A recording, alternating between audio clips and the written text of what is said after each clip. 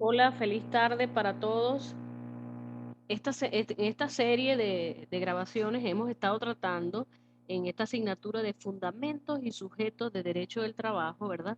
El tema que tiene que ver, o que yo les decía que era como una suerte de glosario, en donde ustedes y yo estamos aprendiendo los términos que serán para ustedes de gran interés en el desarrollo de las asignaturas.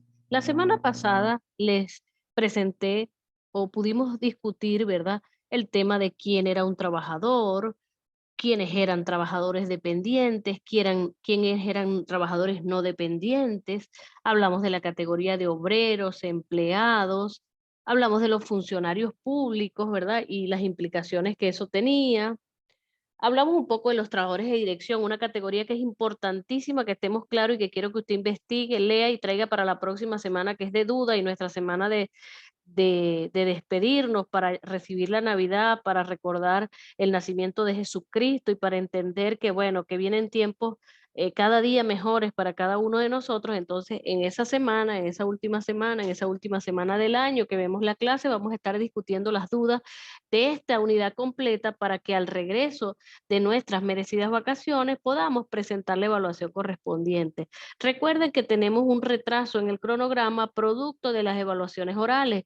En consecuencia, recuerden que ustedes y yo fijamos como pacto o establecimos un pacto de hacer clases recuperativas para que el cronograma pueda ser cumplido de acuerdo a las expectativas de la asignatura, ¿ok? Entonces, retomando un poco, les decía que la categoría de trabajadores de dirección es una categoría que usted va a tener muy en cuenta o debe tener muy en cuenta porque será parte de nuestra evaluación. No olvide revisar lo que ha dicho la Sala de Casación Social sobre estas categorías de trabajadores, ¿verdad? Que no son cualquiera, que no es una categoría restringida y que cuando hay algo en el derecho que se habla como restringido es porque no es para todos. Recuerde revisar muy bien ese tema. Hablamos de los trabajadores de inspección, de vigilancia, ¿ok? Y dimos un tiempo importante a hablar de los regímenes especiales. Quedamos en que ustedes leerían los regímenes especiales detallados en la Ley Orgánica del Trabajo para que el día de la clase en vivo, que es la semana que viene, con la ley en la mano o con la ley en la pantalla, podamos revisar cada uno de esos artículos y yo les pueda explicar a quienes algún término no les permite entender el contenido de cada uno de esos regímenes. Los leeremos, los estudiaremos y compartiremos opiniones y serán parte de nuestra evaluación, ¿ok?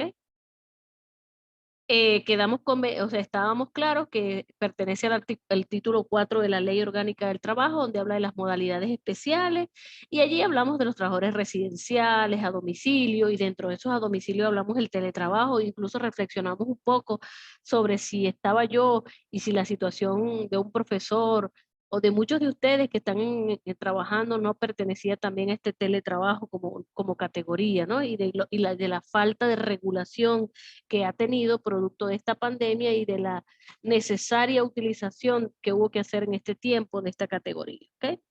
Hablamos de los trabajadores del deporte, de los trabajadores agrícolas, de los motorizados, ¿verdad?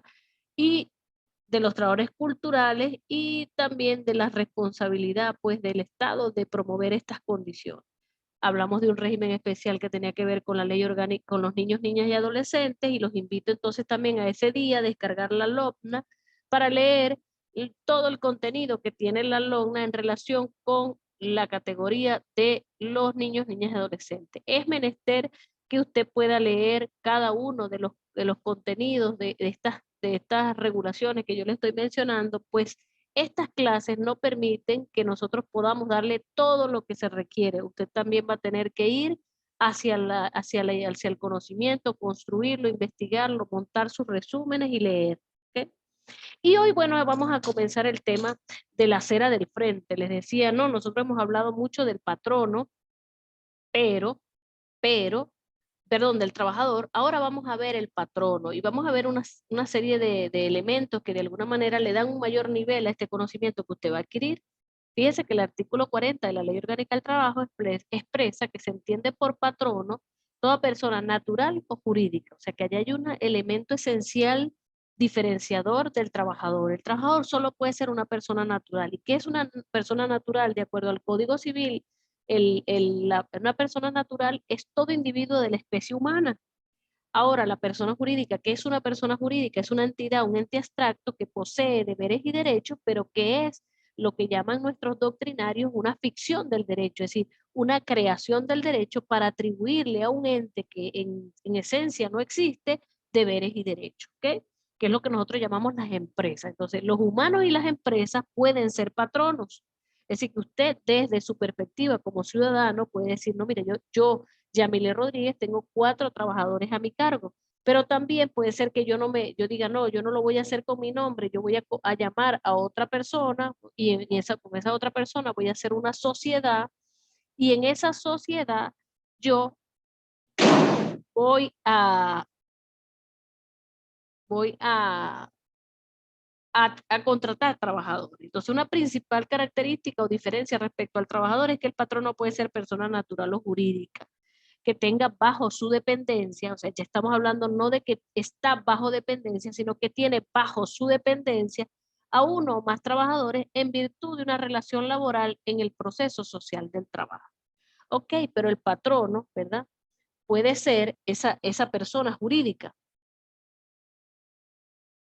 pero también pueden darse figuras que tenemos que tener claramente establecida, como por ejemplo el representante del patrono. Permítame que yo les lea lo que dice el artículo, se los explique y luego le digo por qué es importante tener esto claro desde la perspectiva de un caso real.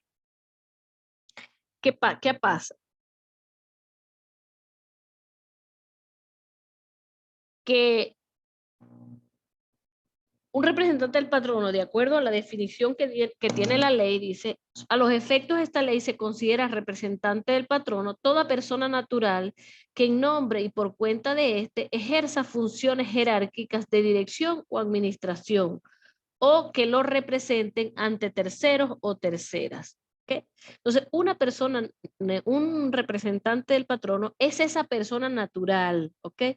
Ya vemos que el patrono puede ser una persona natural o jurídica, pero el representante del patrono es una persona natural que tiene, ¿verdad? Funciones, ¿verdad? Dice que en nombre y por cuenta ejerce funciones jerárquicas de dirección o administración o que lo representa ante terceros. Y entonces nos entendemos que ¿qué pasa con el trabajador de dirección que hablamos allá y este representante del patrono? Una pregunta del examen pudiera ser, ¿puede ser un representante del patrono un trabajador de dirección? Son preguntas a las que ustedes deben investigar y empezar a reflexionar y que las vamos a discutir en nuestra clase de discusión. ¿Qué trae usted? ¿Qué respuesta trae usted a eso? Entonces, ¿por qué es importante esto? Porque fíjense que me pasó una vez y comparto con ustedes la experiencia profesional de tener que haber ido a representar a una amiga porque ella trabajaba para una empresa, pero como los trabajadores no veían por ningún lado el nombre ni nada, ellos creyeron que ellos trabajaban para ella, pero resulta que ella era la administradora, una empleada más. Y resulta que ella, ¿verdad? Eh, ella creía o ella entendía, ¿verdad? Que había hecho algo malo porque le llega una notificación de la Inspectoría del Trabajo citándola porque los trabajadores le están haciendo un reclamo. Entonces resulta que ella me llama y me dice, necesito ir a contestar esto en la inspectoría porque esta gente ha colocado un reclamo a nombre mío. ¿Por qué? Porque como a los dueños de la empresa los trabajadores no lo veían y veían era ella, creyeron que era a ella. Y fíjense que un reclamo de esa naturaleza hecho sobre la persona incorrecta es improcedente. Entonces, si yo estuviera interesada en ayudar a esos trabajadores, yo les hago perder el tiempo si yo no sé bien quién es el representante, quién es el patrono, para quién es que ellos prestan los servicios. ¿Ok? Entonces, ella simplemente con manifestarse que no es el patrono, se cae todo ese reclamo y el trabajador va a tener que hacerlo otra vez y ya la empresa está prevenida. O sea, en fin, ahí ustedes entonces se dan cuenta que es importante conocer bien, mira, este es un representante, nosotros tenemos que demandar es a este, o quien nos debe contestar es este, o el recibo de pago tiene que venir con este nombre. ¿Ok? Otro tema, otro punto de estos llamados glosario de términos esenciales en materia de derecho laboral que debemos tener claro es el tema del grupo de empresas. ¿Qué es un grupo de empresas? Fíjense que se configura cuando varias empresas se agrupan en una unidad permanente bajo una dirección administrativa o control común, aunque cada una mantenga su personalidad jurídica distinta e independiente al resto de las empresas consorciadas. ¿Okay? Esto trae como consecuencia, ¿cuál es la consecuencia de que un grupo de empresas o que varias empresas sean catalogadas grupos de empresas? Esto trae como consecuencia que todos y cada una de las empresas que forman parte de ese grupo serán responsables solidarios de las obligaciones laborales de todas ellas para con los trabajadores, independientemente a cuál empresa esté relacionado laboralmente cualquier trabajador. Ahora bien, les aclaro yo, ¿qué significa ser solidariamente responsable? Significa que si yo les digo que ustedes y yo somos solidariamente responsables en el pago de una obligación de $10,000, por decirle algo, eso significa que o pagan ustedes o pago yo, pero alguno de nosotros va a tener que pagar y lo que yo no pague se los van a cobrar a ustedes y lo que ustedes no paguen me lo van a cobrar a mí. ¿Ok? Pero que somos solidarios, o sea que en la misma medida en que yo falle, usted cumple y en la medida que usted falle, yo debo cumplir. Entonces, toda vez que seamos llamados grupos de empresas, porque trabajamos bajo un mismo nombre, un control común, una unidad permanente, las obligaciones laborales, que es la que a nosotros en este caso nos interesa, que se adquieran, serán solidariamente responsables. Es decir, que el trabajador puede demandar a la entidad con la que él trabajaba, pero en solidaridad demanda a las otras empresas para que si de alguna manera esta empresa donde él labora se declara insolvente frente a esa obligación, entonces puedan el resto de las empresas venir a cumplir esa obligación. ¿Okay? Eso es una de las características esenciales o la importancia que tiene conocer si yo presto servicio en un grupo de empresas o en una empresa. ¿Por qué? Porque muchas veces el patrono se constituye en un grupo de empresas o divide su objeto en partes para eludir las obligaciones laborales. Y entonces vengo yo y digo, no, es que yo no te voy a pagar utilidades este año porque aquí hubo pérdida. Entonces cuando nosotros vemos el tema de utilidades, nosotros sabemos que eso no es así y que si es un grupo de empresas, hubo pérdida en una, pero hubo ganancia en las otras. En consecuencia me tienen que pagar en función de todas, como si pertenecieran a donde hubo la ganancia. ¿Okay? Me gustaría que esto lo repasaran y trajeran dudas. Siempre hay dudas en el respecto a este tema. Para la aplicación de esta solidaridad, ¿cuál solidaridad? La solidaridad respecto a las obligaciones laborales. El reglamento establece unas presunciones. ¿Qué son presunciones? Son afirmaciones que se consideran ciertas hasta tanto no haya algo que las desvirtúe. Entonces, el reglamento establece unas presunciones para determinar cuándo existe un grupo de empresas, es decir, que cree y dice, mira, cuando existe relación de dominio accionario de una persona jurídica sobre otras, o cuando los accionistas con poder decisorio fueren comunes, es decir, yo constituí una empresa y la constituí con dos de ustedes, y nosotros tres aparecemos en todos los estatutos de esas empresas. O creamos una empresa, otra empresa, y estas dos empresas son dueñas de otras empresas en las mismas condiciones y con las mismas participaciones, ¿ok? Y nosotros como dueños. Cuando las juntas administrativas u órganos de dirección involucrados estuviesen conformados en proporción significativa por las mismas personas. No solo nos constituimos con los mismos, sino que nosotros dijimos, y otra vez tú eres el presidente, yo el vicepresidente y el otro es el administrador, listo. Y entonces ya esas juntas administrativas aluden a que son un grupo de empresas.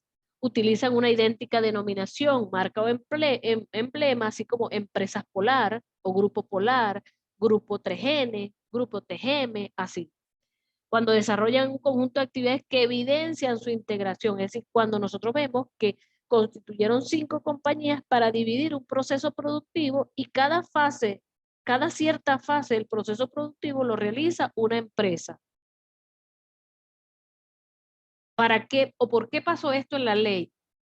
No por esta ley, sino por la ley que estaban anteriores, en donde muchos derechos partían del número de trabajadores que tenían las entidades. Entonces, ¿qué hacían los patronos?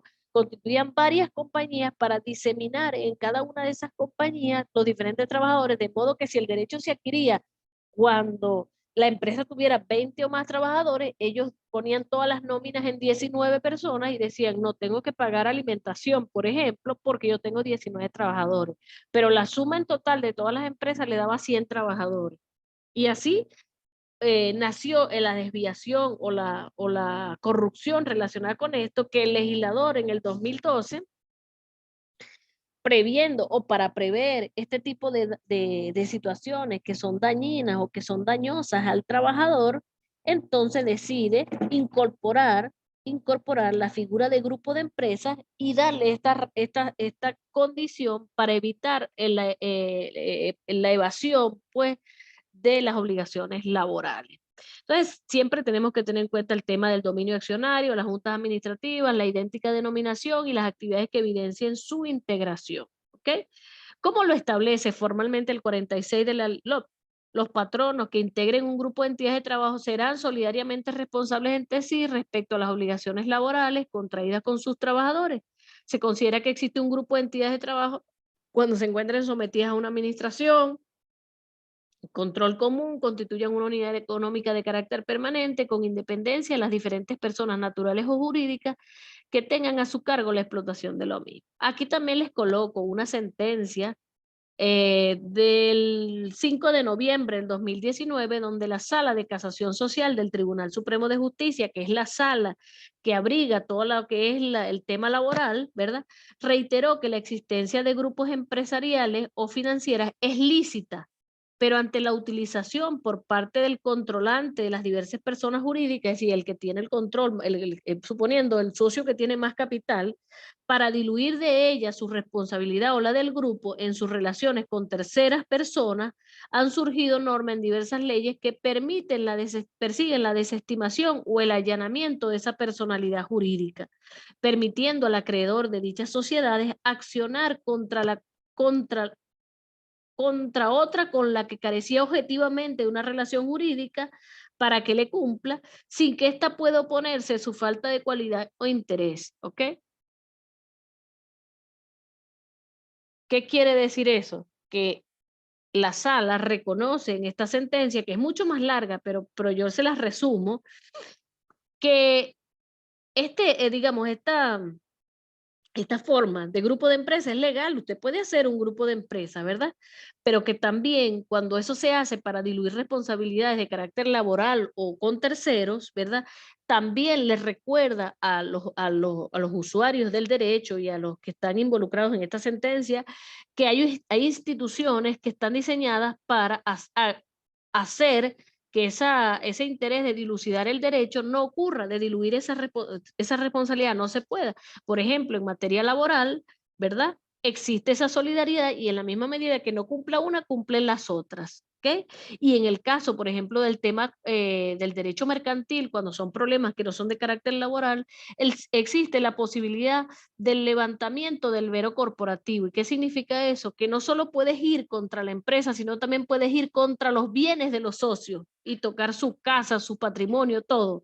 ¿Por qué? Porque se entiende que hay un grupo de empresas y que se hizo como una forma de burlar las responsabilidades frente a terceros. ¿Ok?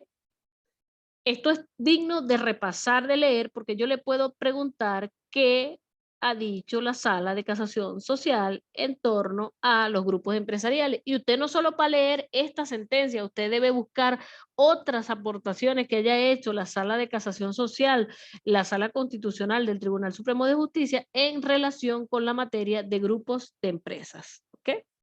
Otro tema de gran interés es el tema de la tercerización.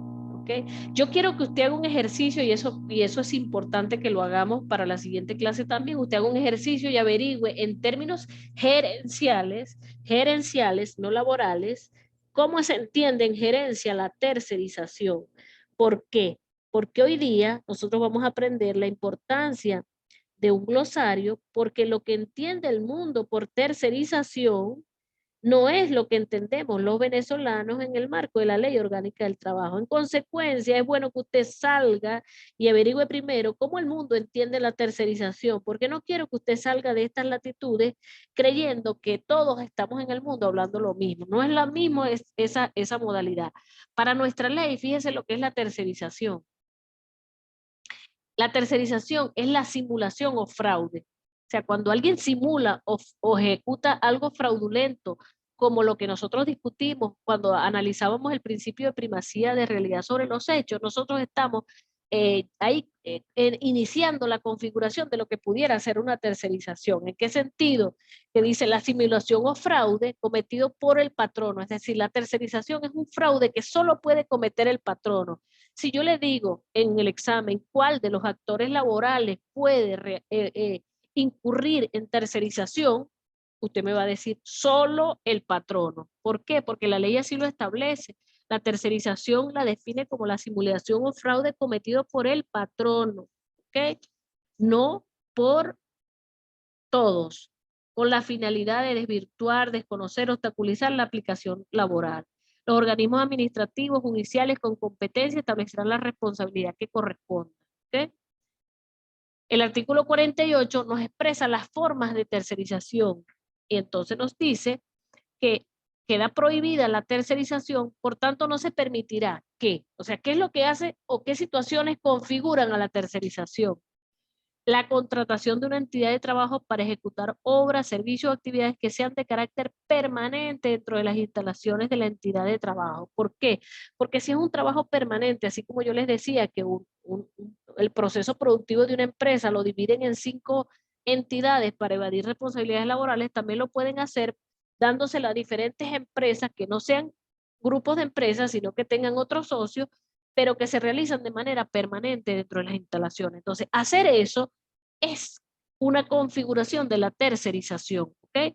Relacionadas de manera directa con el proceso productivo y sin cuya ejecución se afectarían o interrumpirían las operaciones de la misma. Es decir, yo no puedo decir o no se, o se configura la tercerización por vía de contratación cuando contratamos a una entidad para que, por ejemplo, en una empresa de venta de concreto premezclado, sea la que maneje el mezclado del cemento en la planta que será despachado dentro de los trompos. O sea, eso es permanente, eso es parte del proceso y no pueden enviar los trompos concretos vaciados o para vaciar si no hacen ese proceso primero. Entonces, eso no corresponde. O el quien lo haga estaría incurriendo en la tercerización por vía de contratación. Yo le voy a poner en el examen algunos ejemplos para que usted me diga si allá hay tercerización y va en qué modalidad usted lo encuadra. La contratación de trabajadores en la segunda unidad a través de intermediarios o intermediarias para evadir las obligaciones derivadas de la relación laboral. Ok, no están permanentemente allí en el proceso productivo, pero yo los contrato como unos intermediarios y les digo, tú atiéndeme ahí a estos trabajadores que se encargan de un área específica, pero que no es medular como esta que decíamos anteriormente, ¿verdad? No se interrumpe las operaciones, no interrumpen las operaciones de la misma, pero están dentro de la entidad.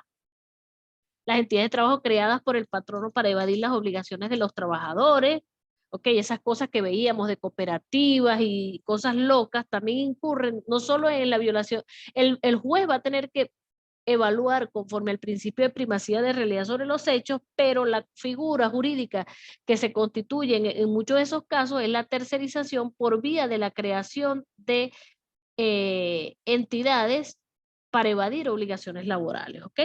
Los contratos o convenios fraudulentos destinados a simular la relación laboral mediante la utilización de fórmulas jurídicas propias, es lo mismo que habíamos hablado anteriormente y que lo vimos en el caso de práctico de la unidad anterior, y cualquier otra forma de simulación o fraude. ¿Por qué? Porque la forma de generar un fraude es muy diversa y el legislador quiso dejar un números apertus allí para que allí incluyéramos, aparte que la fórmula del artículo 48 es números clausus, o sea, tiene varias especificaciones de cómo se incurre en tercerización, en su quinto ordinal abre el espectro para otras formas que se puedan configurar y que el legislador laboral y que el juez laboral deberá considerar a la hora de establecer una tercerización.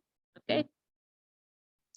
Vienen las figuras de estos intermediarios, ¿verdad? Que hablamos ahorita y que la ley los considera que cuando hay un intermediario dentro de una entidad, automáticamente se entiende que se ha configurado la tercerización. La necesidad de identificar otras figuras relacionadas con la labor de patrono tiene que ver con la necesidad de identificar un responsable frente a las obligaciones laborales.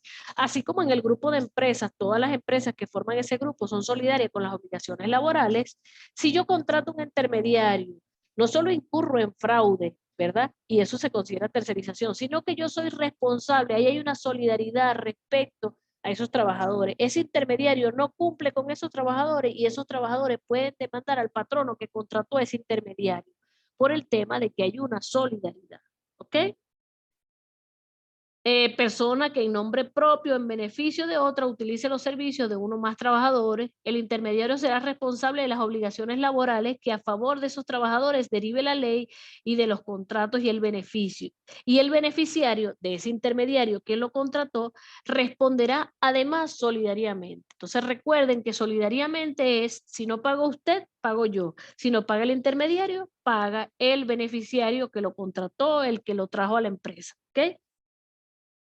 La importancia de esta figura radica en la responsabilidad solidaria, eso ustedes lo tienen que tener muy en cuenta. La ley no se limita a anunciar la solidaridad entre el beneficiario y el intermediario, sino que añade que deben darse para las mismas condiciones laborales para quienes presten servicio. Es decir, si por ejemplo dentro de la entidad hay un intermediario, pero la empresa que contrata paga 100 días de utilidades, pero quiere desviar un poquito y bajar la nómina y contrata un intermediario y ese intermediario paga 30 días de utilidades, estaríamos fuera de lo que la norma establece y sería una intermediación o un servicio que correría el riesgo del patrono o del contratante que se lo cobren a él. Aquí yo les coloco un ejemplo que ustedes ya tienen disponible en módulo 7. Recuerden que, o no, les informo que hoy también les he subido una guía o un artículo de la revista de la revista que permite, ¿verdad? La lectura de patrones. Le voy o sea, les he subido un artículo de una revista para que usted pueda leer la figura de la tercerización, de la intermediación, del contratista, para que usted pueda reforzar y esa guía también va para el examen, ¿ok? No se considera intermediario y en consecuencia no comprometerá la responsabilidad. Si también tenemos la figura del frente, que no es el intermediario que hace algo, eh, sino que tenemos los contratistas. Sin embargo, la ley a contratistas e intermediarios, pues cuando lo manifiesta aquí en la tercerización, ¿verdad? Dice que la contratación de una entidad para ejecutar tiene que ser que no sea propia la actividad que va a realizar. Entonces dice, no se considera intermediario el contratista, sino que no comprometerá la responsabilidad del beneficiario de la obra. El contratista es la persona natural o jurídica que mediante contrato se encarga de ejecutar obras y servicios con sus propios elementos. ¿Ok? No es que él viene contratado ahí para colocar, no, él viene, presta un servicio, por ejemplo, de limpiado de fotocopiadoras, eso no es medular, el proceso no se para por una fotocopia, y él viene con su propio recurso, trae tu asistente, trae su maquinita, trae todo su material, ¿ok? El artículo 49 dice, son contratistas las personas naturales o jurídicas que mediante contrato se encargan de ejecutar obras y servicios con sus propios elementos, recursos propios y con trabajadores bajo su dependencia. El contratista no se considera intermediario o tercerizador. ¿Para qué? Para que no creamos que todos los servicios contratados por una entidad a otras entidades sería considerado tercerización y en consecuencia evasión de responsabilidades. No. En el caso de los contratistas, pues hay contratistas que con sus propios recursos se sirven entidades y otras de prestarse servicio unas a otras y eso no es considerado como una forma de tercerización. ¿Okay? Ahora, ¿qué ha dicho la sala también respecto a este tema? Y un punto es el tema, o sea, lo que afecta o no la determinación si usted es un intermediario o un contratista es la inherencia o la conexidad, que me gustaría que material usted también lo pueda leer para que en la próxima clase que ya definimos, que es el próximo lunes, podamos discutir preguntas concretas. Fíjense lo que dijo la sala en el 19 de marzo del 2018. La Sala de Casación Social reiteró que en principio el contratista es el único responsable frente a los trabajadores. O sea que los contratistas en principio no son solidariamente responsables con las obligaciones de sus trabajadores. Por tanto, el beneficiario de la obra no responderá solidariamente las obligaciones contraídas por los trabajadores que este contratista haya empleado, excepto, escuchen esto, excepto, yo le digo, ¿cuál es la excepción que hizo la sala en relación con los contratistas referidos de la ley? Dice, excepto cuando la obra ejecutada sea inherente o conexa con la actividad que desarrolla por el dueño de la obra o beneficiario del servicio. Es decir, ciertamente un limpiador de fotocopiadoras y de impresoras no es inherente en una fábrica de concreto, pero sí es inherente en una empresa de fotocopias y de impresión. Entonces nosotros tendríamos que conocer el proceso productivo para poder encuadrar el concepto de esta inherencia y de esta conexidad, ¿verdad? A los fines de interpretar la situación jurídica que tengamos en nuestra mano. Entonces yo le voy a poner un caso a usted de lo que hace una empresa, lo que hace, lo que contrata, y usted me va a decir quién es intermediario, quién es contratista, y me va a fundamentar su respuesta. Yo digo que es contratista por esto, yo digo que es intermediario por esto, yo digo que se configura la tercerización, yo digo que no es ninguno de los anteriores, ¿ok? Excepto cuando la obra ejecutada sea inherente o conexa con la actividad que desarrolla el dueño de la obra o el beneficiario del servicio. Presunción iuris tantum. En derecho, esto no lo manejan ustedes, pero yo siempre se los aclaro, en derecho hay dos formas de presunciones, que en latín se dicen iuris tantum y iuris ante iuret. Ok, las iuris tantum son las que admiten una prueba en contrario. Es decir, yo creo eso hasta tanto, ¿verdad? Usted no traiga una prueba en contrario. Aplicable a los casos de contratistas que presten sus servicios a empresas mineras y de hidrocarburos, supuesto en que corresponde la carga de la prueba a la parte demandada, dado que obra a favor el principio de la presunción legal. Si ya ahí el tema de las presunciones no sería el objeto de nuestro análisis aquí, pero es interesante que usted conozca qué formas de presunción hay, y si le dicen que hay una presunción iuris tantum, usted sepa, esa es la presunción que me permite manifestar una prueba en contrario. ¿Okay? Y es así como terminamos o damos el paseo por lo que significa el elemento introductorio a esta nueva unidad, y que será reforzado con una guía que también estará hoy en módulos y que usted deberá tener en cuenta para la siguiente clase de las dudas. No venga a la clase si no vio el video, para que sea productivo. Trate de verlo, escúchelo, lea la guía completa, tome nota, investigue, y para que la próxima clase sea muy productiva para todos. Por mi parte, ¿verdad? He completado lo que es la primera fase o la segunda clase de esta unidad, pero que nos lleva a la unidad de discusión, donde les traeré también casos, discutiremos, leeremos a detalle los regímenes especiales y podremos preguntar todas las dudas que hayan aparecido a la luz de nuestra escuchar el video, investigar y leer la ley. ¿Ok? Feliz tarde para todos. Gracias por la atención y estamos entonces en línea.